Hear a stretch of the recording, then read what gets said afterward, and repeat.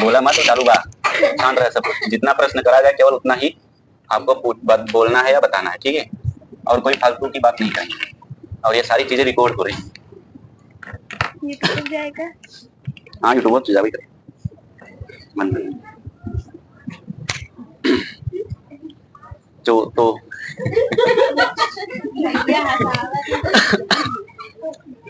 तो हमारे चैप्टर गड़बड़ा ही जाता है। हाँ?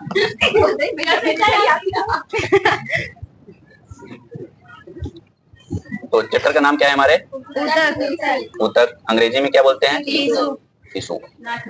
ठीक है। ऊतक की परिभाषा तो पता ही है सबको, क्या होता है ऊतक रितेश?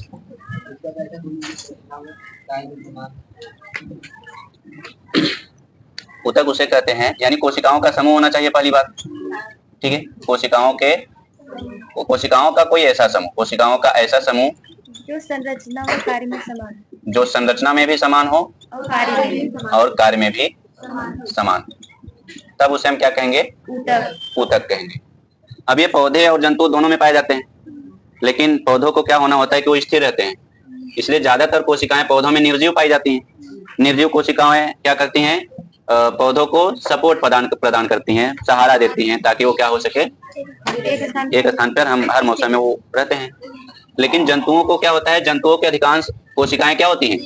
जीवित होती हैं, क्योंकि जंतु को गति करना होता है। वो 3 चीजों के लिए गति करते हैं। कौन सी 3 चीजों के लिए?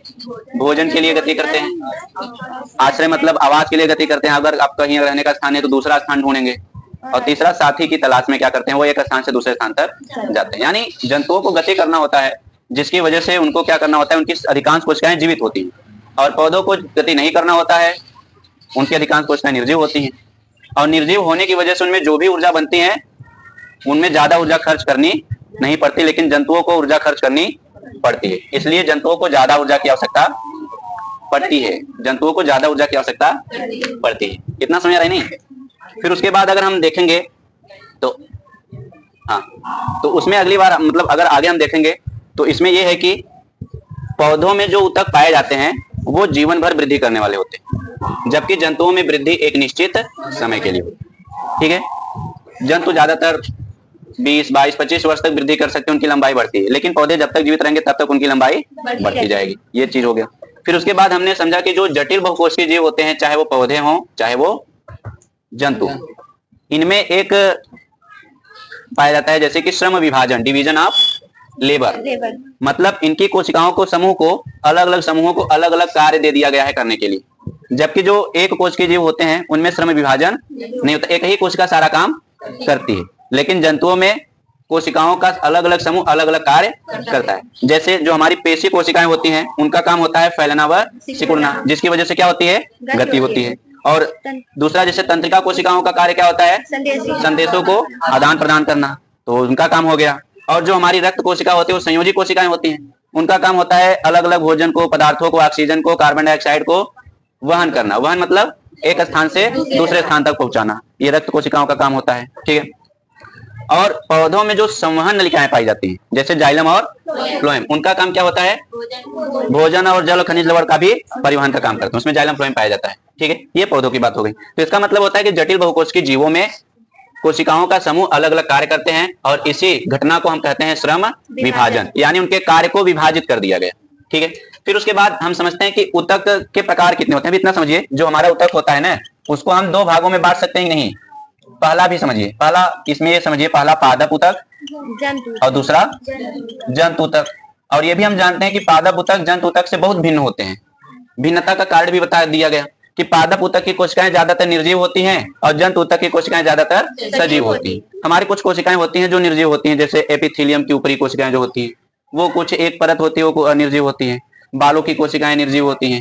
वैसे भी हाँ, बालों नाखून में वैसे तो प्रोटीन पाया जाता है, तो वो पूरी तरीके से कोशिकाएं नहीं होती हैं। अब अगर हम बांटेंगे, अब तो हमको पहला क्या पढ़ना होगा? पादप ऊतक। और इन पादप ऊतक को भी कितने भागों में बांट दिया गया है?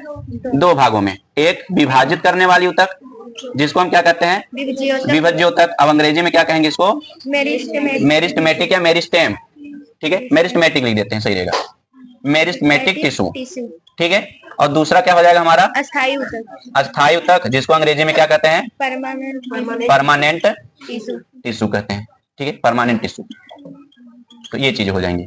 देखो नाम से स्पष्ट है, विभज्योतक ऊतक ऐसे ऊतक होते हैं जो हमेशा विभाजित होती हैं, और इनके विभाजन की वजह से पौधे क्या करते हैं? लंबाई में, चौड़ाई में या मोटाई में वृद्धि करते हैं। तो अगर विभज्योतक ऊतक की परिभाषा देखनी हो तो उसमें बताया गया कि इन ऊतक की कोशिकाओं में विभाजन करने की क्षमता पाई जाती है, ठीक है, और ये वृद्धि करने वाले क्षेत्र में पाए जाते हैं। इनकी कोशिकाएं गोल हो सकती हैं, अंडाकार हो सकती हैं और बहुभुजाकार हो सकती हैं, ठीक है, ठीक है।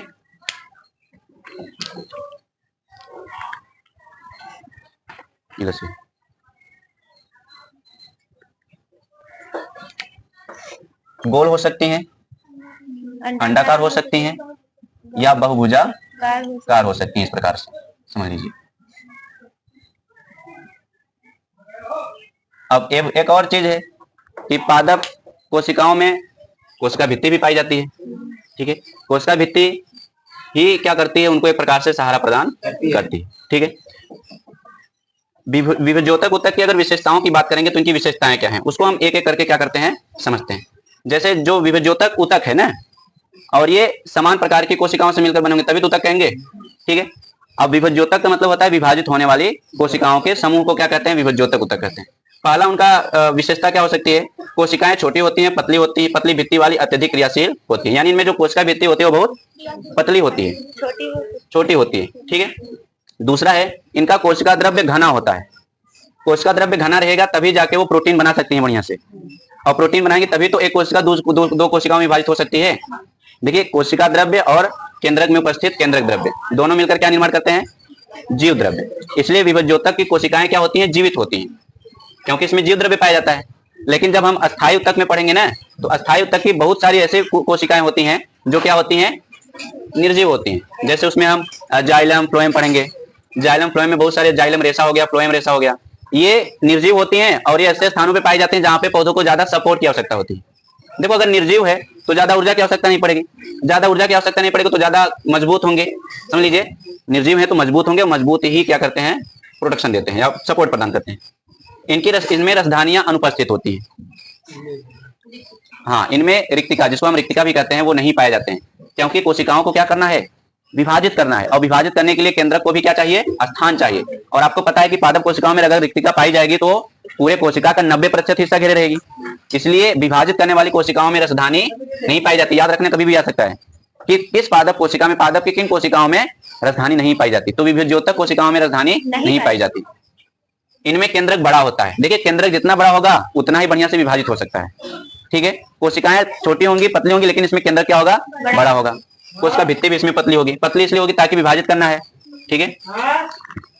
इनकी कोशिकाओं के बीच अंतर कोशिकीय स्थान होता है। जैसे अगर हम बहुत सारे ऐसे कोशिकाओं को बना देंगे तो इनके बीच में क्या होता है? ये जो स्थान पाया जाता है इन्हीं को क्या कहते हैं? अंतर कोशिकीय स्थान। यानी कोशिकाओं, दो कोशिकाओं के बीच में जो स्थान पाया जाता है उसको अंतर कोशिकीय स्थान कहते हैं। और अगर कोशिका के अंदर की बात की जाए तो उन्हें अंतः कोशिकीय स्थान कहते हैं। बताइए समझ में आ रही नहीं?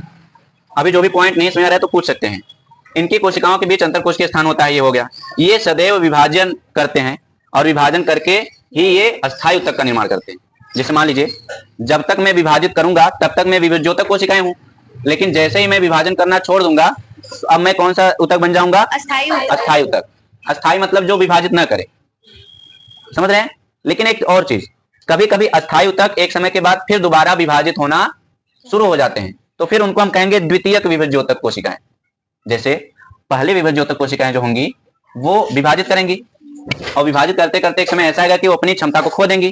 जब अपनी विभाजन करने की क्षमता को खो दिए तो क्या बन जाएंगे? अस्थायी ऊतक। जैसे ही अस्थायी ऊतक बनेंगे फिर इनको मान लीजिए कभी समय मिला, मतलब कभी भी पौधों को आवश्यकता पड़ी कि उनको फिर विभाजित होना है, फिर अस्थायी ऊतक विभाजित होना शुरू हो जाते हैं, तब उस ऊतक को हम फिर क्या कहेंगे? द्वितीयक विभज्योतक ऊतक। लेकिन अभी हमको क्लास 9 में वो वाला हमको नहीं दिया है तो उसको हम अभी नहीं डिस्कस करेंगे ना, जब 11 में पूछेंगे तो आप समझेंगे।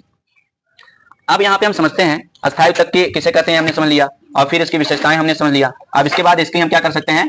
प्रकार समझते हैं। देखिए स्थिति के आधार पर ना इनको हम कितने भागों में बांट सकते हैं? 3 प्रकार या 3 प्रकार हो सकते हैं।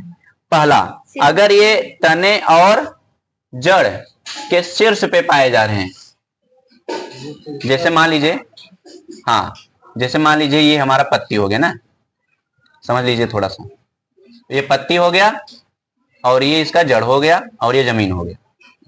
अगर जो विभज्योतक तने के शीर्ष और मूल के यानी जड़ के शीर्ष पर जो ऊतक पाए जाते हैं उनको हम क्या कहेंगे? शीर्षस्थ ऊतक। शीर्षस्थ विभज्योतक कहेंगे। ठीक है, एपिकल मेरिस्टेम। हाँ इसको अंग्रेजी में क्या कहेंगे? एपिकल, क्योंकि एपेक्स पे पाए जा रहे हैं, एकदम शीर्ष पे पाए जा रहे हैं, एपिकल मेरिस्टेम कहेंगे। ठीक है, दूसरा क्या हो जाएगा? अंतर्वेशी विभज्योतक। ठीक है, अंतर्वेशी विभज्योतक। अंतर्वेशी विभज्योतक जो होते हैं वो कहाँ पे पाए जाते हैं? मान लीजिए यहाँ पे मैंने कुछ बना दिया, पत्तियों के आधार व तनों के पार्श्व संधियों में उपस्थित होते हैं।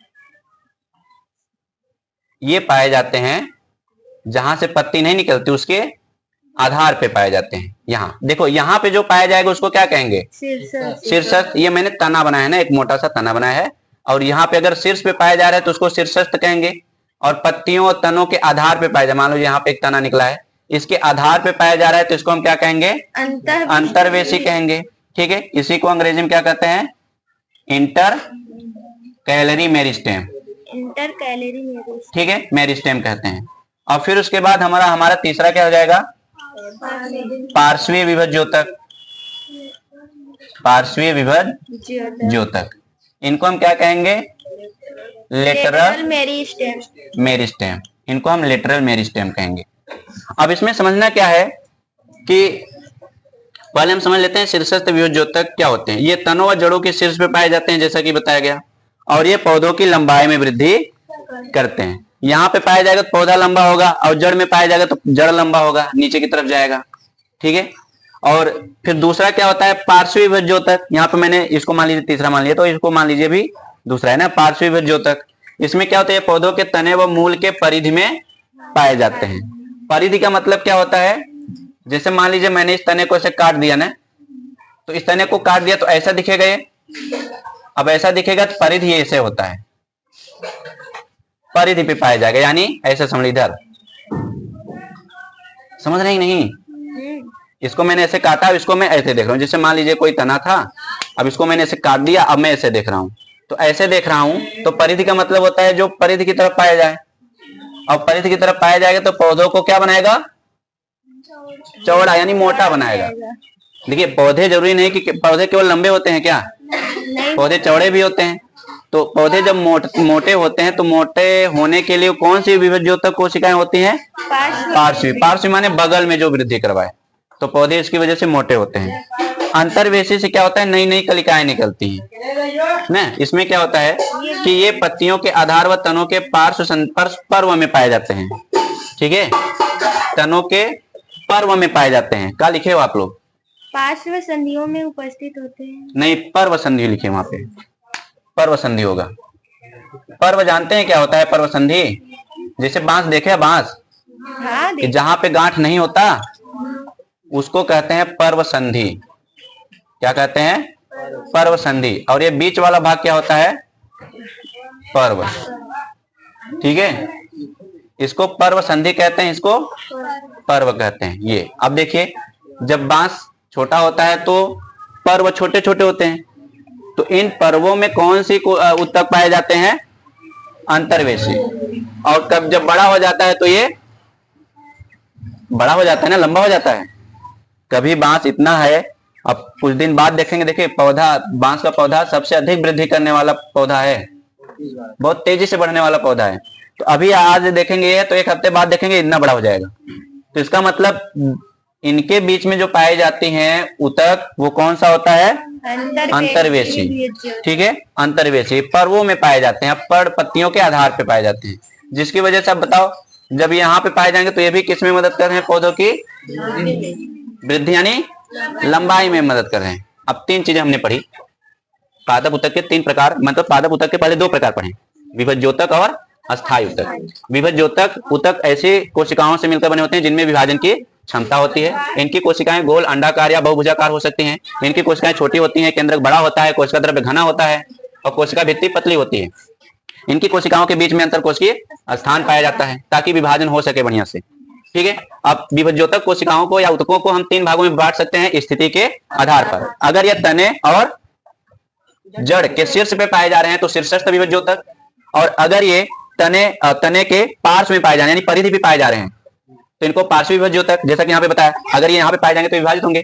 ठीक है, फिर उसके बाद अंतर्वेशी विभज्योतक कहाँ पे स्थित होते हैं? ये पर्व संधियों में पाए जाते हैं ताकि पर्व को बढ़ा सके लंबाई में, और जहां पे पत्तियों का आधार होता है, जहां से पत्तियां निकलती हैं वहां पे पाई जाती हैं ताकि पत्तियों को भी क्या कर सके, ये बढ़ा सके, शाखाएं निकाल सके। तो इस प्रकार से इनका परिभाषा और कार्य और स्थिति हो गया। अब इसके बाद हमारा क्या है? अस्थायी ऊतक। अब एक चीज क्या याद रखना है, अस्थायी ऊतक ही किससे बनते हैं? विभज्योतक ऊतक से।